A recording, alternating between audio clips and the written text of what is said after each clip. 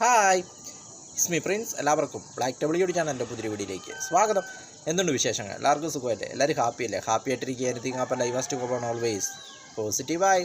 അപ്പോൾ നമ്മളിന്ന് നോക്കുന്നത് ആറ്റിങ്ങൽ സ്പെഷ്യാലിറ്റീസ്, ആറ്റിങ്ങലിൻ്റെ പ്രത്യേകതകൾ. അപ്പോൾ അതിനെക്കുറിച്ചാണ് നമ്മൾ നോക്കുന്നത്. തിരുവനന്തപുരം ജില്ലയിലെ ഒരു മുനിസിപ്പാലിറ്റിയാണ് ആറ്റിങ്ങൽ എന്നത്. തിരുവനന്തപുരം മെട്രോപൊളിറ്റൻ ഏരിയയുടെ ഭാഗമാണ് ഈ നഗരം. തിരുവനന്തപുരം ജില്ലയിലെ മൂന്നാമത്തെ വലിയ ജനസാന്ദ്രതയുള്ള നഗരസഭയാണ് ആറ്റിങ്ങൽ എന്ന് പറയുന്നത്. ഇവിടുത്തെ ടോട്ടൽ ഏരിയ എന്ന് പറയുന്നത് 16.87 കിലോമീറ്റർ സ്ക്വയറാണ്. ഇവിടുത്തെ പോപ്പുലേഷൻ എന്ന് പറയുന്നത് 37,468 ഇവിടുത്തെ പോപ്പുലേഷൻ എന്ന് പറയുന്നത്. ആറ്റിങ്ങലിൻ്റെ ചരിത്രം നോക്കുമ്പോൾ സ്വാതന്ത്ര്യത്തിന് മുമ്പ് തന്നെ, അതായത് ഇന്ത്യയുടെ സ്വാതന്ത്ര്യത്തിന് മുമ്പ് തന്നെ, അതോടൊപ്പം കേരള സംസ്ഥാനം രൂപീകരിക്കുന്നതിന് മുമ്പ് തന്നെ മുനിസിപ്പാലിറ്റിയായ ഒരു സിറ്റിയാണ് ആറ്റിങ്ങൽ എന്നത്. അതും കേരളത്തിലെ പഴയ മുനിസിപ്പാലിറ്റികളിൽ ഒന്നായ ഒരു സിറ്റിയാണ് ആറ്റിങ്ങൽ എന്ന് പറയുന്നത്.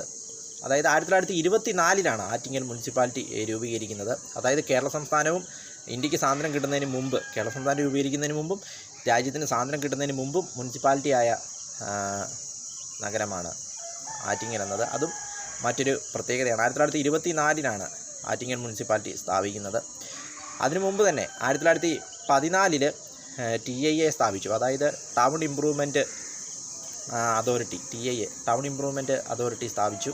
അതായത് TIA എന്നത് 1922 മുനിസിപ്പാലിറ്റി റെഗുലേഷൻ ആക്ട് എന്ന പദത്തിന് മുമ്പ്, അല്ലെങ്കിൽ അത് ആ ഒരു പദം രൂപീകരിക്കുന്നതിന് മുമ്പ് ഉള്ള ഇതായിരുന്നു. മുനിസിപ്പാലിറ്റി റെഗുലേഷൻ ആക്ട് എന്നതിന് മുമ്പ് 1922 മുമ്പ് വരെ ഉപയോഗിച്ചിരുന്ന പദമായിരുന്നു TIA എന്നത്. അതിനുശേഷം 1922 മുതൽ മുനിസിപ്പാലിറ്റി റെഗുലേഷൻ ആക്ട് എന്ന ഇത് രൂപീകരിച്ചു, പദം ഉപയോഗിച്ച് തുടങ്ങി.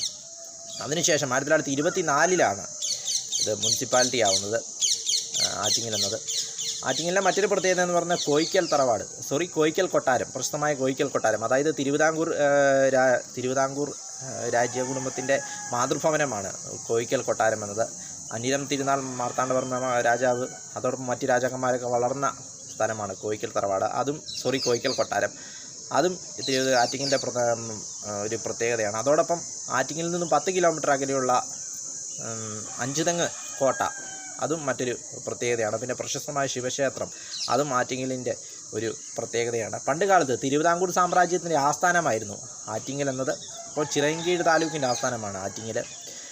തിരുവനന്തപുരം നഗരത്തിൽ നിന്നും ഏകദേശം 28 കിലോമീറ്ററും തിരുവനന്തപുരം എയർപോർട്ടിൽ നിന്നും 30.6 കിലോമീറ്ററും തിരുവനന്തപുരം റെയിൽവേ സ്റ്റേഷനിൽ നിന്നും 32 കിലോമീറ്ററും തമ്പാനൂർ ബസ് സ്റ്റാൻഡിൽ നിന്നും 34 കിലോമീറ്ററുമാണ് ആറ്റിങ്ങലിലേക്കുള്ള ദൂരമെന്ന് പറയുന്നത്.